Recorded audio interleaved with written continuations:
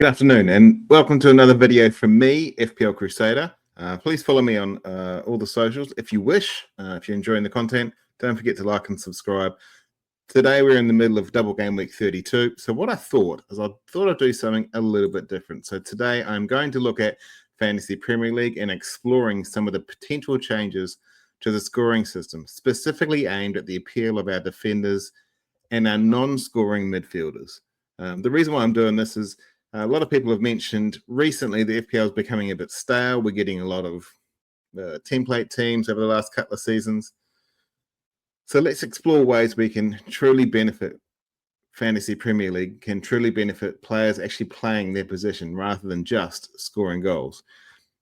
As we look at the point scoring system right now, these are generally how each position, I'm not doing goalkeepers, these are generally how each position could score points. So defenders, everyone knows the 60 minutes and the bonus. It's the same for everyone. A clean sheet is 4 points, which is good. Goals scored 6, assists 3. If you're a central defender who gets no goals or assists, so the maximum you can probably get is maybe 9 if you get all 3 bonus points. But if you're getting all 3 bonus points, that means not many goals have been scored, so that's okay. If the game is, let's say, 5-0, 4-0, you're not going to get the 3 bonus points. You're probably going to get a clean sheet, which is a 4, and 60 minutes, which is a 2, if you don't get any attacking return. So whilst the total at the bottom is 18 as potential to get, realistically, you can't get there unless you're an attacking defender playing for a great team, like the likes of Trent Alexander-Arnold, hence why he has been so popular in the past. Midfielders are relatively the same, except their clean sheets are 3 points less and the goals are 1 point less, so down for 5 for goals scored. And forwards, as we've seen throughout the season, playing 3 at the front isn't as smart because they get less for goals scored, they're less likely to get assists, and their BPS system isn't as flash either. It depends on the player. I completely understand that. But what we're exploring today is a few differences in between defenders and midfielders specifically, their efforts on the pitch and how they can be rewarded in terms of Fantasy Premier League. What points should we give them? And how many different defenders we can have from different teams. Right now, if you're a premium defender, you're basically from the top 5 teams. And as we know, the way the defenders are going, or the way the defense is in the league, our premium defenders who are actual defenders, not point scorers, I'm talking actual defensive players, they're spread throughout the league. There's some good ones playing for Aston Villa. There's good ones playing for Nottingham Forest, as we've seen. Even Houston and Kirkes for Bournemouth are doing very well. I'm going to spruik Anthony Robinson from Fulham and Anderson as well. If you looked at certain metrics, he could be up there too. So it doesn't necessarily mean you're playing for a Champions League playing team that you're a premium defender. They just score it like that. But I think this needs to change because we need to recognize those defensive attributes and the defensive efforts our actual defenders have. It's not just about goals and assists. So that's what I'll be considering moving forward. I'm going to leave the forwards alone because I think they're fine the way they are. Let's specifically look at defense now, and I've shown you what they can do in terms of their points. How do they lose points? Well, goals conceded, more than 2, they lose 1 point, so 2 goals or more. I think that should be 3. We're in a high-scoring league now. And anything above 2 should be loss of a point. But as soon as they get to 2, it's already a loss of a point. And if they're not a scoring defender, then they're basically going to get a 1. Let's face it. Yellow card is -1, red card's -3, own goal, penalty miss, etc., etc. That's all fine. I think that can stay. But the 2 goals conceded, I think, should be increased to 3. But I'm not really focusing on that. That's more by the by. As you can see on the right there, the upgrades, that's what I'm more talking about. Tackles 1, clearances, and aerial duels 1. And I believe if they get above a certain amount, we can allocate 2 points each of those. And that's per week as well. So who am I focusing on this week? I've taken a bit of a cross-section and I've thought about it. Who can I bring in? And I haven't looked at premium defenders, but I've looked at premium defenders in terms of their defense. And yes, Daniel Munoz is one of them. And I'll show you a little bit, or advise a little bit why soon. I've also got James Tarkowski, who is specifically not an attacker.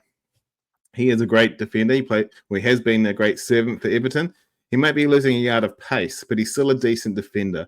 And I do believe he can do some damage under these new rules.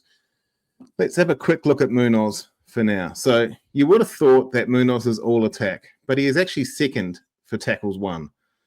So Munoz has had 11 games where he's had more than 4 tackles won in the game. So that's almost 1 out of 3. It's actually better than 1/3 of the games. He's got more than 4 tackles won. So that will give him, under this points regime, that will give him an extra 22 points, which is phenomenal, really. We know he's doing really well currently in the terms of the FPL. Munoz is currently 4th with 122 points. And I think Tarkowski, from memory, is 13 spots below him and 104 points. Munoz doesn't get a lot of clearances. There's only been 1 game this season where he's got more than 5 clearances. Now, clearances are very important in the Premier League. They should be important in Fantasy Premier League too. Package the package as it is. You'll see that also Munoz, in terms of 3+ areas won throughout the season, doesn't exist. He doesn't have that in his arsenal. So this is a good cross-section between Munoz and Tarkowski because they're showcasing different attributes based on their defensive qualities. In FPL, they're the same player, essentially. They're both a defender, and if they don't score, neither of them get points. Munoz scores more. He's got more points. Tarkowski is a better defender. FPL completely thinks it's irrelevant. So focusing on Tarkowski now, he's had 4 tackles, more than 4 tackles on 4 occasions. That will give him the 8 points. This is the most important one. 19 games, he's had clearances more than 5 per game. Now, that might seem like that's a lot considering you'd think that all the defenders can get there, but he's one of the top in terms of clearances. So 19. One of the games against Brighton, he had 13 alone. He's got double figures in 6 of those games. So this is really in his wheelhouse where he can excel. So that's an extra 38 points from those 19 games. If you only did that on 1 point as well, that would be fine. That's 19 points. That's okay. I expected him to have more than only 3 games with aerial duels, but that still gives him an extra 6 points. If we look at the points now and the revised points on both of these guys, Munoz is 122 points. Now, as I said, he's number 5, sorry. He'll rocket up to 146 points based on his tackles won, which is a defensive attribute that FPL, in my opinion, should be recognizing. But the big mover here is Tarkowski. 104 points. His clearances take him all the way up to 156. Now, even if you took that off, that would be as 1 point for clearances 5+. That would still be 137 points he would be on.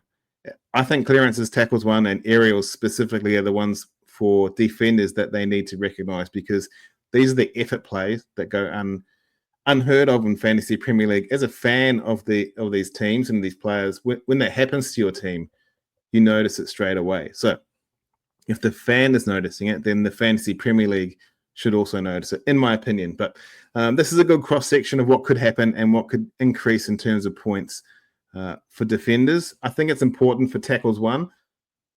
Munoz will be maybe not the top, but top 2 or 3 in the league. And what does that mean about Munoz? For a defender. But what does that mean about Munoz? It means it's recognizing his attacking prowess, but also his defensive prowess. So he's an important player at both ends of the pitch, which is what you want from Fantasy Premier League. You want a player who's doing it all. And right now, he currently is. There's been other players in the past that have done that, and they haven't really got the recognition they deserve. But I think this could be good for FPL moving forward. If you find defensive a bit boring, I do as well. And sometimes I'm not the best. I'll freely admit I'm not a great FPL manager, but I don't like putting a lot of money into defenders because it's the least sexiest pick. And with the reduction of clean sheets the last 2 seasons, then you can't really rely on the likes of Tarkowski, Van Dijk, name your other players, the ones that don't score goals and assists regularly. You can't really rely on them. So there's 6.0 and 5.5 and 5 million price tag just goes out the window. You may as well not even have it, especially as soon as they concede, week ruined. But that's the defenders I wanted to focus on. Munoz has a decent uptake, and Tarkowski has a massive uptake based on clearances. If you reduce clearances to 1 point, he'd still have a decent uptake of 30-odd points. So I think this could really help our defensive assets. It would also bring a lot of defenders from a lot of different teams into our calculations and reduce the risk of having a template throughout the season. Now let's focus on the main course, which is the midfielders. Now today we're going to look at 2 particular midfielders, one of which will be extremely popular with Manchester United players. That's Bruno Fernandes. They're already under the impression that he is one of the greatest players in Premier League history. And these upgrades or changes that I'm trying to implement or advising, he would greatly benefit from those as well. I'm also focusing on Yuri Tielemans from Aston Villa because I think that he, even though he's got a couple of assists recently, he's not really the attacking midfielder. He's more of a holding midfielder, especially with the amount of players that Aston Villa have to rely on currently. We know the gains from the midfielders, 2 points for 60 minutes plus. They just get the 1 point for the clean sheet. Goals are 5, assists 3, and bonus is up to 3. There's no impact to their points for goals conceded like the defenders, but everything else is the same. The upgrades I'm proposing would be chances created, and these are big chances created as per the Premier League. Mo Salah's leading that now with, I think it's 20. Let me just check that while we're live. Big chances created, and Mo Salah's number 1 with 23. Cole Palmer, Saka, Bruno Fernandes is actually down to 9th. Long passes, so completing 5+. These are completed, not attempted. Tackles 1, 3+, and then aerials 1 as well. Let's have a crack and see where the stats take us for these two particular midfielders. One of the big issues with midfielders in Fantasy Premier League is the differentiation between holding or defensive midfielders and attacking midfielders. Once again, they're all considered attacking midfielders because the majority of their points come from goals, assists, and then even some for clean sheets, but not a lot. But without goals and assists, they're 2-pointers at best, maybe 3 if there's a clean, but realistically, it's not going to happen. So we're looking at Tielemans and Fernandes. So chances created, Tielemans has actually got more. According to the Fantasy Premier League website, Yuri Tielemans has 15 chances created. So that will give him the 30 points. His long passes, game weeks that he's had more than 5 long passes is only 3. He's got a lot of tackles won. 7 games of more than 3 tackles won. No aerial wins for him or Bruno. And speaking of Bruno, his chances created are just 13 according to the Premier League. And I keep saying according to the Premier League because if you log into any social media, you say that Bruno Fernandes is creating chances in his sleep, the amount they talk about him. But according to this, big chances created is only 13. That is 100% probably due to the fact that his supporting cast have forgotten how to play football and score goals. And without sounding rude, that really affects his chances of getting more points. Long passes, he's got 8 games and 5+ long passes, so that's good. That's good 8 points. That's solid for him. He's also done more tackles, so he's got 18 points and 9 game weeks. He's got more than 3 tackles. No aerials won, as I said. So both of them, it's not in their wheelhouse. If I really wanted to do like a Casemiro or a Idris Gueye, who was the number 1, that would have significantly changed it. But I thought at least these 2 players who have got who are popular and potentially have doubles coming out, they could actually provide some interest for you. If we go back to Tielemans, 100 points right now, but his revised total will be 147 points, purely based off the chances created and the tackles won, which is exactly what you want from your midfielders. And the reason why we're not recognizing this in Fantasy Premier League baffles me. I don't really understand it. Maybe it's too hard, or maybe there's going to be conjecture and confusion over what constitutes a chances created. But if we were to go with this pricing, his 100 points would rocket up to 147. So that's a very significant change. In terms of Bruno Fernandes, he's on 159 points. Let me just see what number he is. 159 is not too bad, but you'll see that the majority of the top point scorers are all midfielders. So he's in 5th right now with that 159. The revised points will be rocket up to 211. We know he's still 100 behind Mo Salah. That's fine. We're not expecting him to get there, but it does provide a bit more consistency in the price points for Bruno, because he would be one of the top midfielders if that was the case. Now, the reason why I'm talking about midfielders and defenders a lot, because I think something needs to change in terms of how we rank our superstars, whether they're midfielders or forwards as well. That would accompany this, but I'll talk about that in a second. But looking back just at Tielemans and Fernandes, Tielemans would actually be an option, considering he's got doubles coming up. If he's going to score chances and get minutes against I think they just played Southampton. I can't remember who it was, against lower ranked teams. He's going to get some chances created. He's also going to get some long passes, and you'd expect him to get some tackles and do something important in midfield. And Bruno, as we know, will just do that against anyone. But it brings more players like Yuri Tillemans into the team, or even the Boubacar Kamara that came on and had an impact in their recent game. So the point of this is trying to get understanding of how we can bring more players into the fold rather than 5 or 10 options per position. Now, the next little bit is on forwards. There's no forwards in this picture, and I'm about to tell you why. These are the points right now in Fantasy Premier League. The top 3 are midfielders because they get more points based on their output. Mo Salah is an outlier. It doesn't really count because he's got far too many points. No one's ever going to catch him, and he's having a superstar year. He really should get the Ballon d'Or. I'm not a Liverpool fan, but let's face it, he should get the Ballon d'Or. Mo Salah's on 317 points. Brian Mbeumo's on 192, equal with Cole Palmer. Then you got 3 attackers, Isaac, Wood, Haaland. They're all doing relatively well. Luis Diaz is right up there again. Bruno Fernandes, Watkins, Cunha, Wissa. Then you got Kluivert, Sells. Who would have thought we'd see a goalkeeper up there? Rodgers and Bowen. Very interesting, very interesting. So if we were going to change the midfielders' points, you'd also need to change those midfielders that play in the forward line. Cole Palmer might be sitting in the 9 position or the 10, whatever you call it in the UK. We just call it attacking midfielder over here. I think that would be fine for him. But the likes of Salah, he's in a forward line. He's a forward. Brian Mbeumo's in a forward line. He's a forward. Now and then he drops back against certain opposition. But predominantly, these 2 players are forwards. Now, I've just cherry-picked 5 midfielders here who play in 4 positions that should be considered forwards. Now, potentially the way we can do this is to have a maximum of 4 midfielders and then 4 forwards in our teams, which I think could probably be a good thing to do moving forward. Daniel Mellon is definitely a forward. He plays up in the front 2 with Ollie Watkins. He's also a striker for his previous teams. He's currently a midfielder. Brian Mbeumo plays striker when Wissa's not there. When he is there, he's part of a front 3. When Salah's part of a front 3, he's not a defender. He's not a midfielder unless he's tracking that ball. Cole Palmer is the only one that I would disagree with that, and same with Justin Kluivert. He's also a forward as well. So if they were going to implement these changes to recognize the defensive and midfielder defensive attributes and their efforts, that's the most important thing. Let's reward these players for their big efforts. Then I think the only thing they have to do to accompany that is to move some of these forwards into, or some of these midfielders into the forward position. There you go.